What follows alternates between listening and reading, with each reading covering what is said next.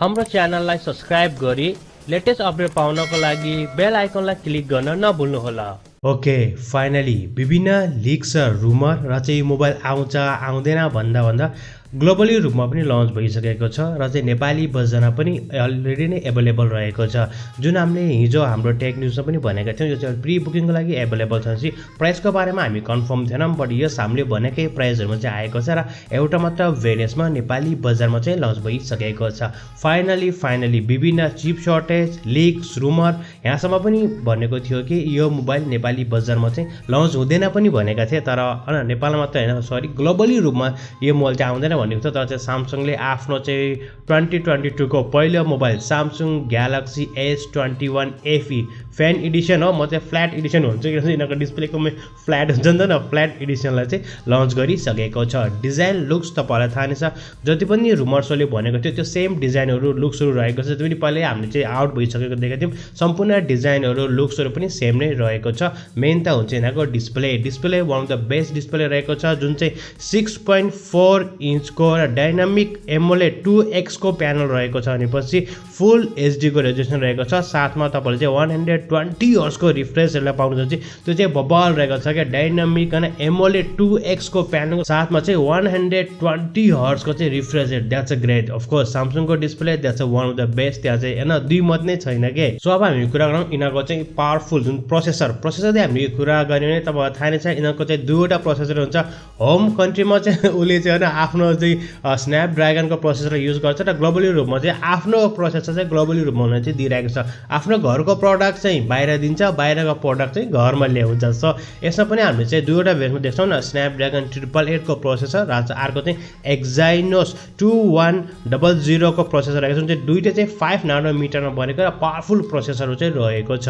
So let's talk about the क्यामेराको बारेमा हामीले कुरा गर्ने भने पछाडिपट्टि तिनवटा camera with flash LED light रहेको छ।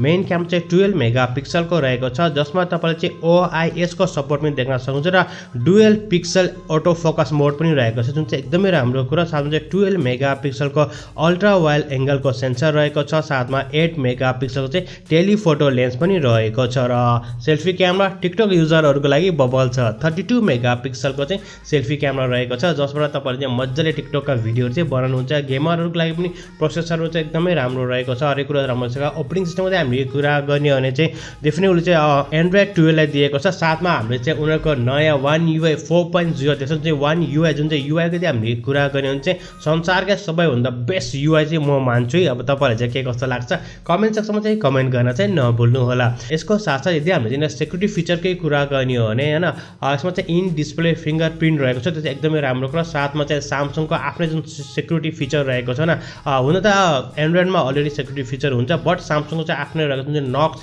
रहेको छ नि, त्यो चाहिँ मलाई एकदमै बबाल लाग्छ। अनि अर्को एउटा लेयर थपिदिन्छ र एकदमै बबाल चाहिँ सेक्युरिटी फिचर चाहिँ यसमा रहेको छ। रेगुलर नम्बर सेन्सर तपाईँले देख्न सक्नुहुन्छ होइन, सबैकै क्यामेरामा AI टेक्नोलोजीले युज गरेको छ। जति पनि चाहिन्छ सबै कुराहरू तपाईँ यसमा देख्नुहुनेछ। 5G भेरिएन्ट्सको मोबाइल रहेको छ। मेन त हुन्छ यसको प्राइसको बारेमा। यदि प्राइसको बारेमा चाहिँ हामीले कुरा गर्ने हो भने तपाईँले एकचोटि यो हेर्नु न,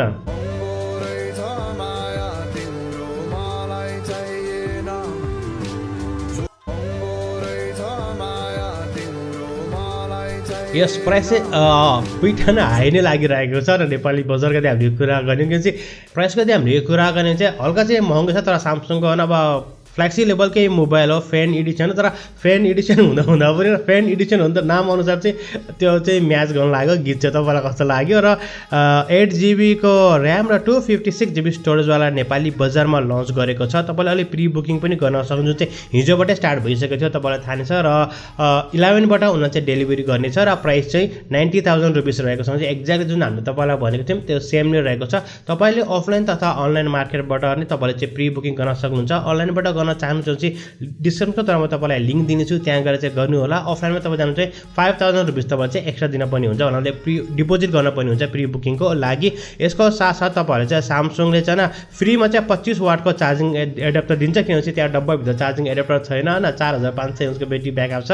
सो तपाईँहरूले 25 वाटको चाहिँ चार्जिङ एडाप्टर पनि फ्रीमै पाउनुहुन्छ। यस्तो दिन पनि आइसक्यो होइन, फ्रीमा चार्जिङ एडाप्टर पाउनुहुन्छ। साथमा चाहिँ 2500 को तपाईँले क्यासब्याक पनि पाउनुहुन्छ र 1 वर्षको चाहिँ वारेन्टी पनि रहेको छ। चाहिँ ब्रेकेज इन्सुरेन्सको वारेन्टी पनि दिएको छ प्री बुकिङ गर्ने साथीहरूको लागि। र यदि तपाईँले त्यसपछि चाहिँ सामसङ ग्यालेक्सी S21 FE लाई किन्नु जाउँ चाहिँ तपाईँले चाहिँ चार्जिङ एडेप्टर चाहिँ पाउनुहुन्न, जुन चाहिँ 2500 रुपियाँ तपाईँले चाहिँ एक्स्ट्रा खर्च गर्नुपर्छ। र तपाईँलाई चाहिँ यो भिडियो के कस्तो लाग्यो र सामसङको यो मोबाइलको प्राइस आउँछ के कस्तो लाग्यो हाम्रो कमेन्ट सेक्सनमा चाहिँ कमेन्ट गर्न चाहिँ नभुल्नुहोला।